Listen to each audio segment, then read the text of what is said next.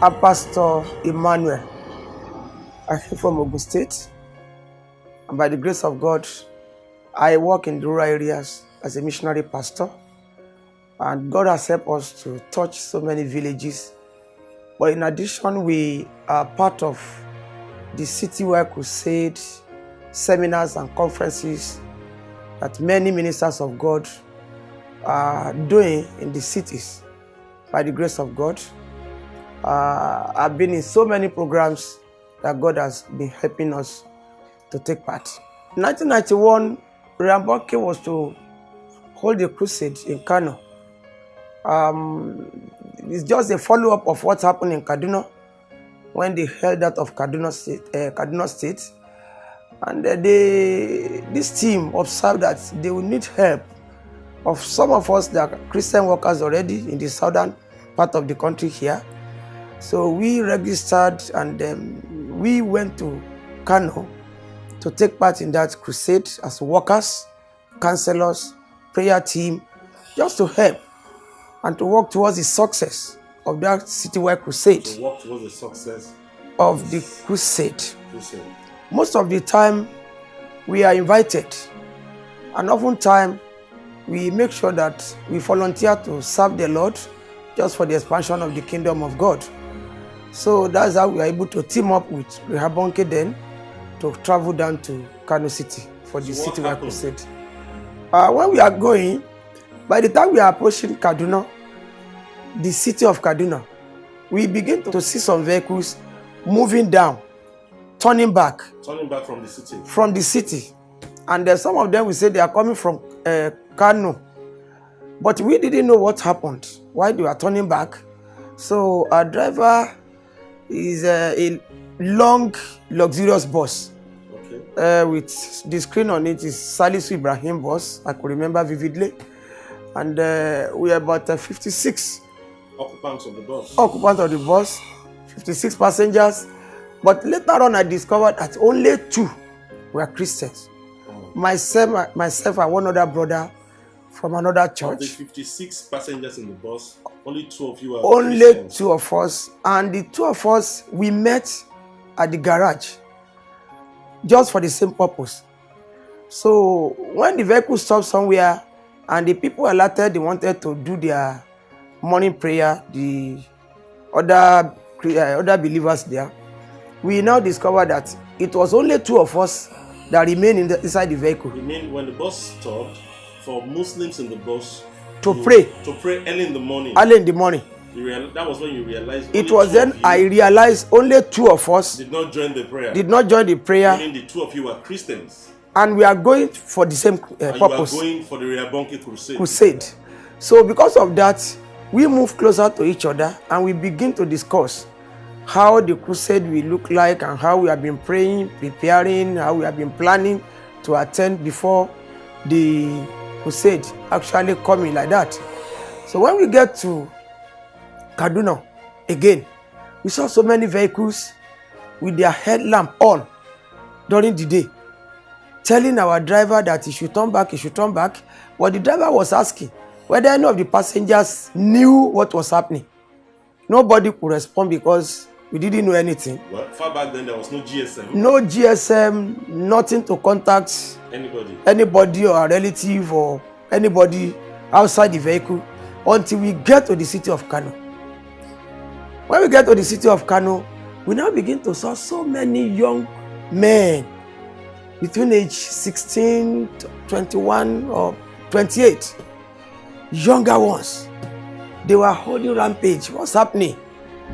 Later on, we heard that they didn't want the crusade to hold. So and it they are religious protest. Exactly. And they are looking for those who come to support, to work for the success of the crusade. That is how we became victim. And the driver, he was of the opinion that when he took us to the garage, everybody will now find his way. But there was a diversion.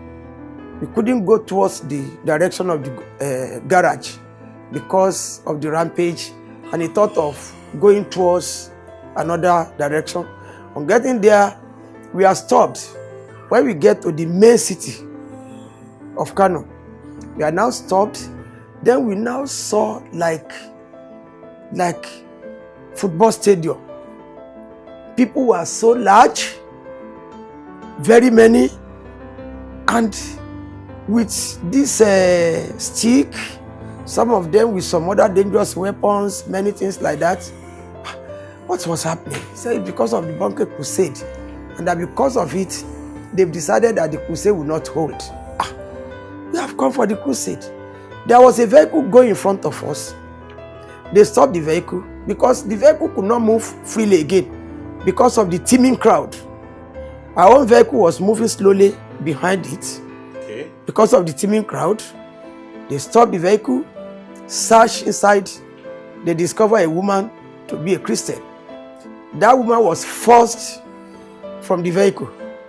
And as I was looking, watching what was happening, they put petrol on that woman and they set her ablaze.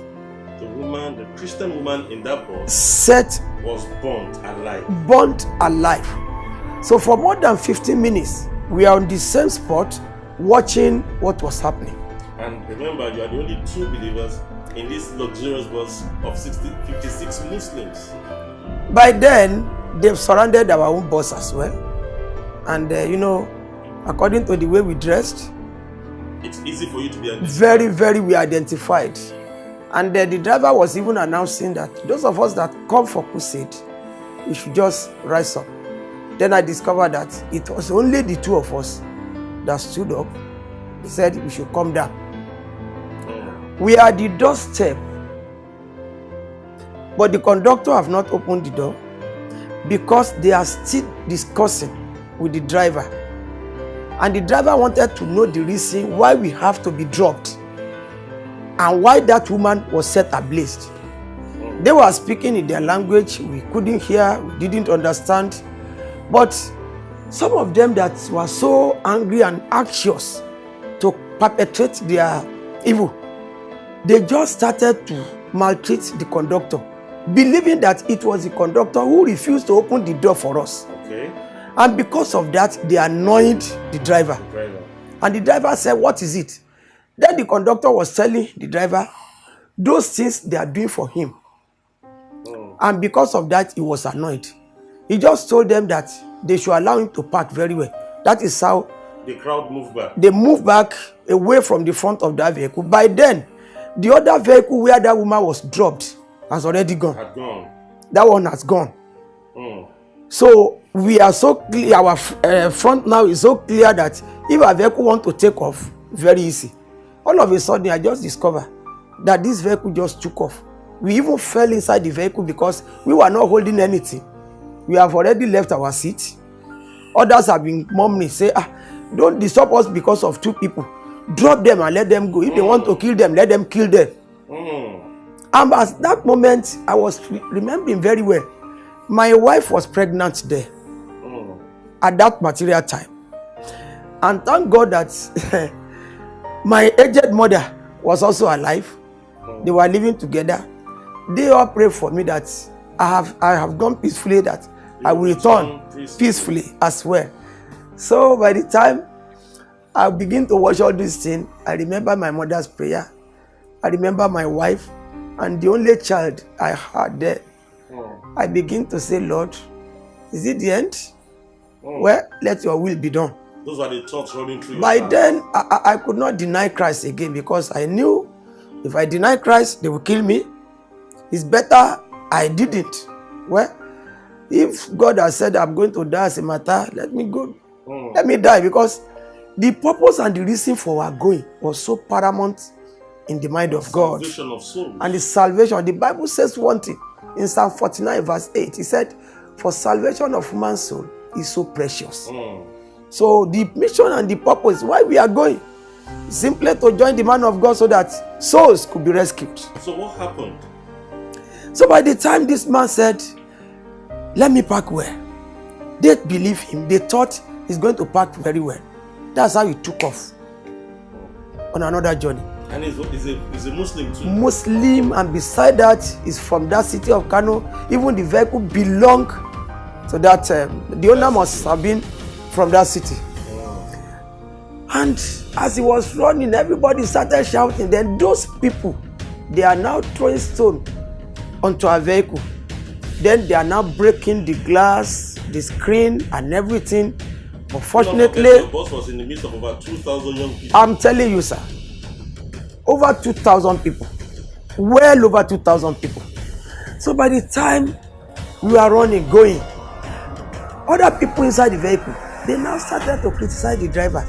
Because of 2 people, you want to kill us? Please wait, stop.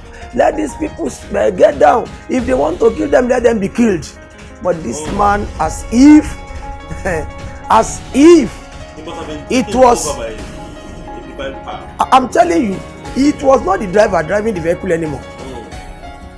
So he was just running as if he wanted to save his own personal life. All the broken glasses of the vehicle and everything, he was not even concerned about it. All the mission and the purpose in his mind is just to take us away. And that is how, for the more than 2 hours, he was moving from one avenue to the other, from one corner to the other. He veered off the main expressway. No, he couldn't move on the express. Too flooded with these people.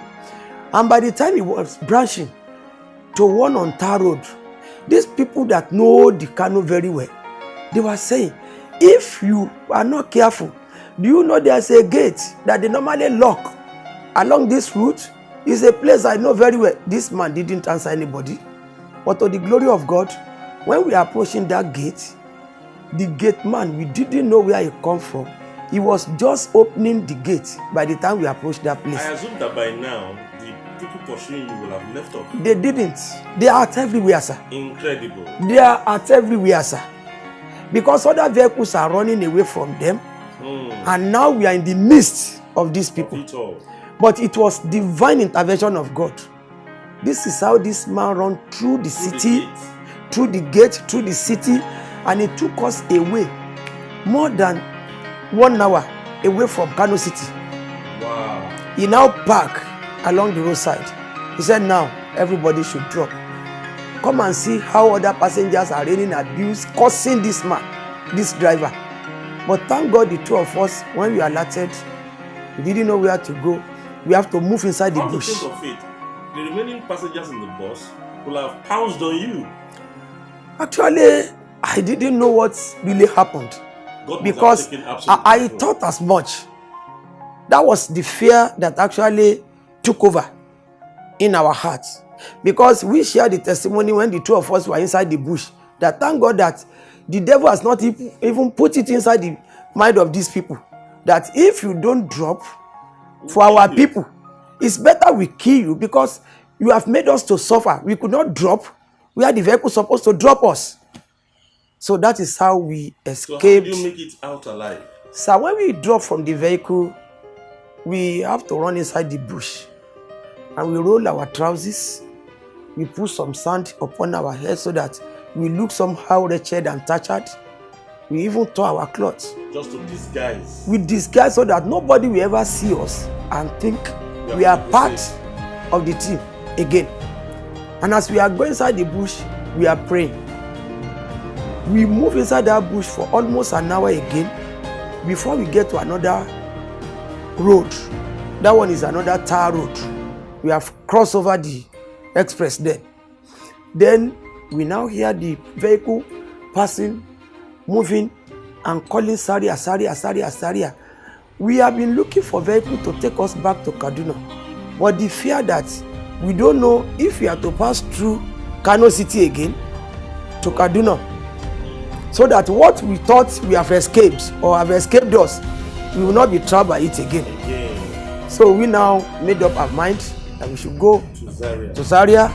Getting to Zaria, we started looking for the Christian Association of Nigeria.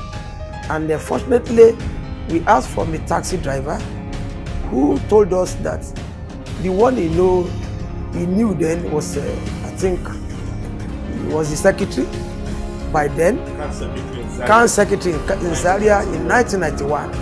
And that one took us. We went to where he was working. I think Minami North College of Education or something like that. So when we got there, this man welcomed us with Christian love. with Christian love, he was able to comfort and pray with us. He said, what of food? We said, we don't need food. I said, no, I'm taking you to my house. Believe that nothing will happen to you. So he took us in his car. We went to his house. We got into the house, gave us water to bath. Not only that, we were able to, take some little food, though we could not enjoy the food because of the fear. No appetite again. So after that, we rested there for some hours. He now said, by now he wants to take us to the garage where we can board the vehicle back to Kaduna. So we are praising God. Took a vehicle again back to Kaduna. But on getting to Kaduna, this thing has now spread. The same problem has escalated from Kano to Kaduna. So it was waiting for you. The thing was even waiting for us. From Kaduna. When they are now shouting and say, no, they will kill, they will destroy, they will do this and that. I called out my brother. I said, brother, is it not what you run away from? That we are now meeting here. We now run into it here. What do we do? He said, I think the end has come. The way he perceived it. By now you have resigned your life into the hands of God. By then, we are only praying that God should forgive us all our iniquities, every shortcomings, anything that we have done that may not allow us to get to heaven, that the blood of Jesus should just wash it away. Because we are not praying for any miracle again. The circumstances surrounding us has already taken away any faith of survivor. No hope of survivor. It's only the divine intervention of God, which we did not even believe may come. We didn't. But by the time God was even working it out, it even came as a surprise. Let us know how God worked it out for you, sir. Thank you very much, sir. At Kaduna Garage, where I wanted to board the vehicle to Lagos, this problem escalated again. And everybody was running to save their lives. And we could not. So we saw a vehicle calling Lagos, Lagos, Lagos. We are so glad. We quickly went to the vehicle, not knowing that the conductor and the driver, they only wanted to get money. They are not traveling anywhere. Wow. They only want to take money from people wickedness. because they knew everybody was running to save their lives. So by then, we quickly paid. I think we are number 5 or 6 to pay. Then everybody began to rush in. And later on, we could not get the driver. We could not locate the conductor. When this scene was approaching where we are, the problem again, and we could see how people are, throwing stone, fighting one another. An innocent person just walking beside the road, they would just attack him. Then we drop from the vehicle again, looking for where to hide. By then, it was around 10 p.m. in the night. We did not even know where to go. We didn't know any police station where we can run to. We didn't know any army barrack or anywhere we can even say, let's go and hide and save our lives somewhere. We are only calling God. You have to find a place to hide that. Now, we now begin to see where we can hide. And we saw a vehicle, a car. The boot was a little bit spacious. But that car, I'm sure, must have been parked there over a period of 3-4 years ago. Highly abandoned. So we move closer to it. If you can hide in front of it, then we discover that we can open the boot. So we open the boot, dip ourselves inside, cover the boot again. And you have to lay there. We lay there for more than 5 hours with the fear that they will not come and burn the vehicle or get us harmed there. We are only praying, God, let thy will be done. So what happened in the morning? In the morning around 4 a.m., we begin to hear the conductor and the other vehicles calling Lagos, Lagos, Lagos. Then we now came out.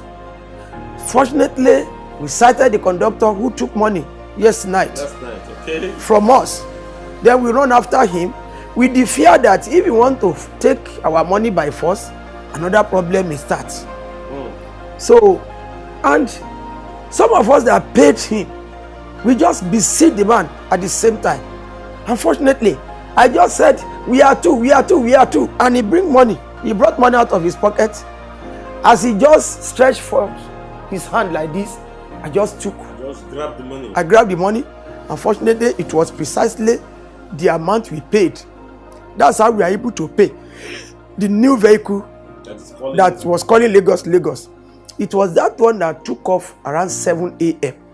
And that is the 4th day that we have been in this crisis. Wow. That is exactly the 4th day that we have been. 4 straight day that I have left my house inside to this terrorism arena. That's the way I can put it.